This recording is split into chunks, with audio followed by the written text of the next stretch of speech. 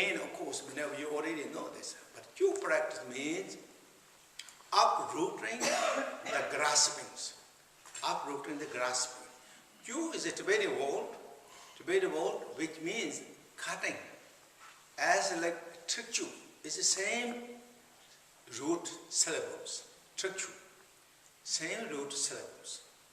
Cutting, completely cutting. What cuts? Cuts is grasping. What the great master Machig Labdron herself said, this great Western Doctrine says, in the reality level, there's nothing to cut. There's no cut that cuts. But on the surface, on the relative level, something that you cannot, something that you're scared to do, you're performing that. You're performing, you're cutting that. So scary things to crush with, transcendent, that is the cutting. Now, this teaching generally how Buddha said, again as I said, already said that, but the Buddha's teaching, particularly in the Panchaparamata teaching, said clearly what Buddha said. By the 4 powers, the great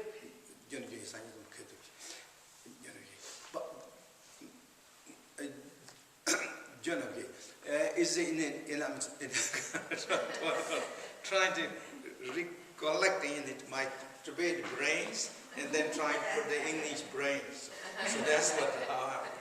In the teaching said, Janabhya means by the power of the 4 causes, the bodhisattva will become so strong, so powerful, that bodhisattva cannot be defeated by the demons or the negatives, demons. That bodhisattva cannot be defeated by the 4 demons because so powerful by the 4 causes, that bodhisattva. What are those 4 powers? That also Buddha said right after that is bring realization of the emptiness and never neglected any sentient beings and maintain it exactly as you promised it and with the blessings of the Buddha or Tathagatas, Sogatas. So that is the 4 powers. What are those 4 powers? Now again, first what? Bring realization of the emptiness. This means emptiness of the Panchaparamata. Panchaparamata nature. Nature of the Panchaparamata is absolute nature. It is not negation emptiness, blank emptiness. It's not that emptiness. This emptiness is openness, infinite, freedom. That emptiness, having that realizations. Then, second, never give up the sentient beings. That means, that is compassion. Never give up any sentient beings by your compassion. Even you have the highest realization of the Mother Panchaparamata, or even the highest realization of the Panchaparamata, that never separate all beings by compassion. Compassion and the Panchaparamata is the same actually. Compassion is the Panchaparamata, Panchaparamata is a compassion.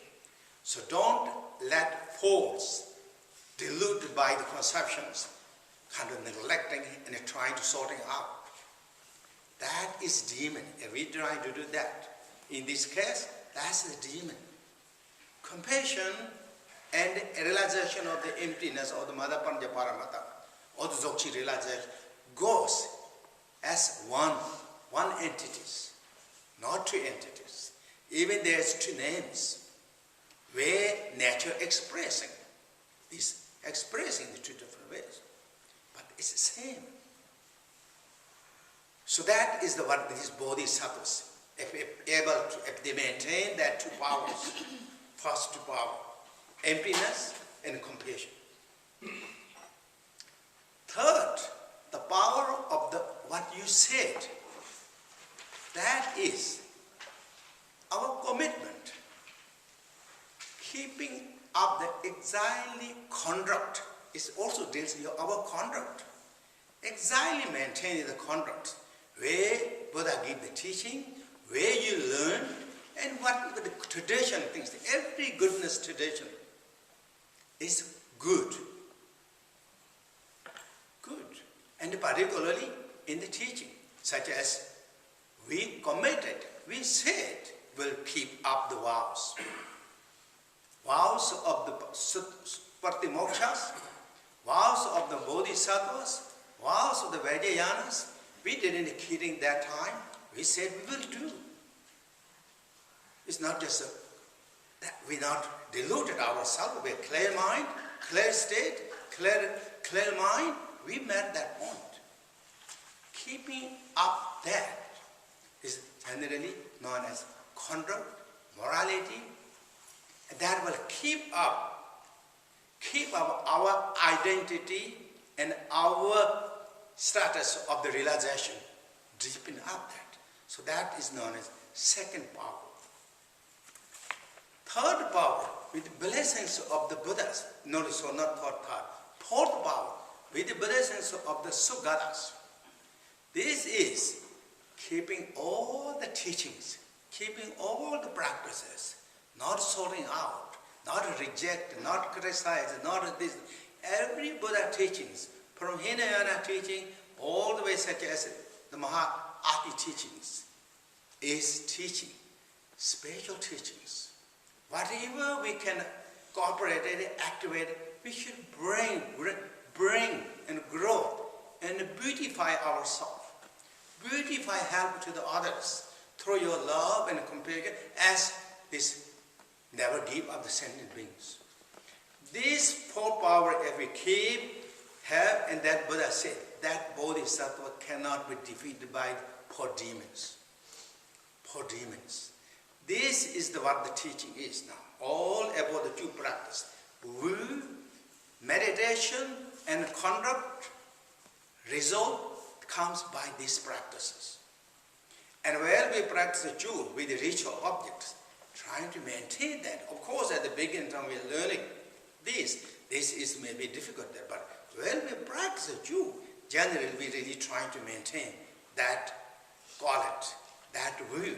Then is really the very powerful two practices. Then it is really makes ourselves warrior and hero and heroines, as Machig Labdron, as Padma Samye, as Buddha Shakyamuni, as Venerable Khenpo, as Ishin Soja.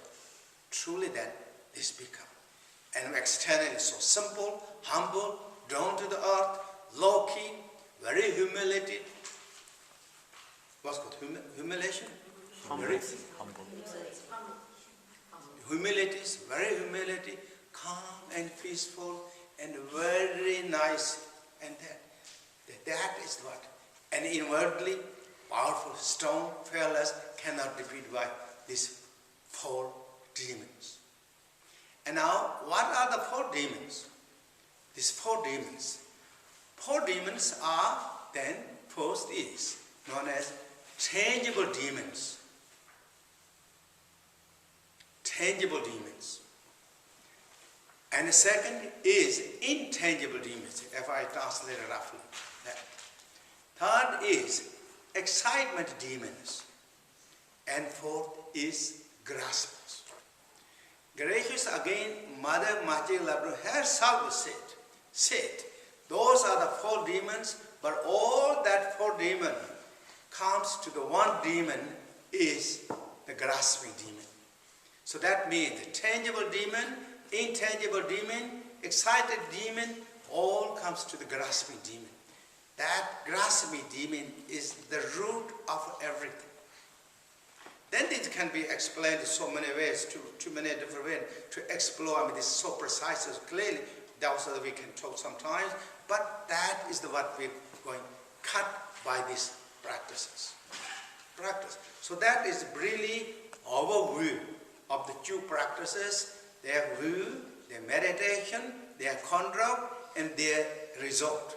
Result is then become, as I said, become warriors, Buddha and Padma Samye Ling, Machig Labdron, Padma Samye, all those great masters. Master Intangible Demons, and for example, I mean, those great fearless yoginis, that's what they defeated, the negativities, the root of negativity, grasping, clingings. They're not caught with the old grasping clingings. So that is really overview of the two practices. And now, the two practices, it has all this. And then, of course, this sometimes we can talk about that. Then you do practices. These two practices here mentioned particularly going to the scary places, or like kind of like outward locations. This is generally what the teaching said. Every great master said, we'll do this when you have some stabilizations of your realizations. Or when that means not just you. When we have some stable realizations, we go to the scary places to defeat that. Scary is, of course, big obstacles, big issues in our lives. Scary is that. But fundamentally, that scary comes from where? It's grasping. It's grasping. It's clinging. Clinging to the object, clinging to the subject.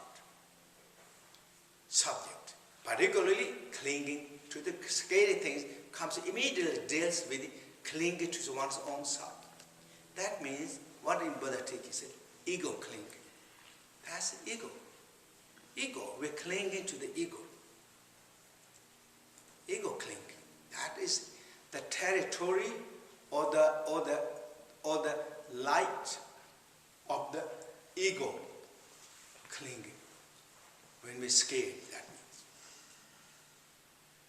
that. So, therefore, when you have the realization now, when you have the nice kind of realization, understanding of those things, now you're going to the powerful, scary places. Scary places to activating your scary attitude, to bring out your scariness. Because those powerful spirits, we scared to go, or some scary that, whatever those scary places. Now you bring up that thought, because now we're not scary on the beach, right? We're not scary in our beautiful kind of places, or wherever those park on the garden, all these things. But now we're getting scared. This is something that, so now you're going to scary places, now everything is going so smooth and so beautiful, but trying to make sure that really we defeated our grasping, our clinging, our ego clinging, that, so then go to the scary places. And then you practice. This practice is known as Demo. What in the teaching said, to boost our realization. In order to boost our realization, you go to the scary places. When you go to scary places, here great master said, if you have this text, then it is said, you're not going there with worldly concerns. Worldly concerns. You're not, that is bottom line. You're not going there worldly concerns to the scary places. You're going there genuine, that four powers. With compassion, love, with the four boundless. Love, compassion, those four boundless. I'm not going to repeat that. You know that. With four boundless, then you're going there. How you're going there? Then at the way, there's many different ways to go to that scary place, but you're going to go with the four different ways. Among that, the fourth one, with the realization, With the realization, you will walk to that places. What the realization that means? Your conduct is good, your view is good, your practice is good, with the confidence. And may keep up that, will go that. Walk as a line to that places. And humble and simple as like Buddha or sage, calm and peaceful, love and compassion, filled with the heart feeling. What is also known as due practice, crazy wisdom activities. Crazy wisdom activity filled with the abundance of compassion or infinite compassion. Heart is filled with infinite compassion, but fearless as crazy wisdoms. You have no hope and no expectations. Walking as a line, as I say, with them. And then this also teaching said many things here, but those we can just sometimes we can talk. All that, and then with humble, simple, keeping up the meditation practices. Then is due practices. And then there's when you due practices, as I said, with the devotion. When you practice is, as I said, devotion, joy, bodhisattva. Exactly as by the blessings of the Buddhas.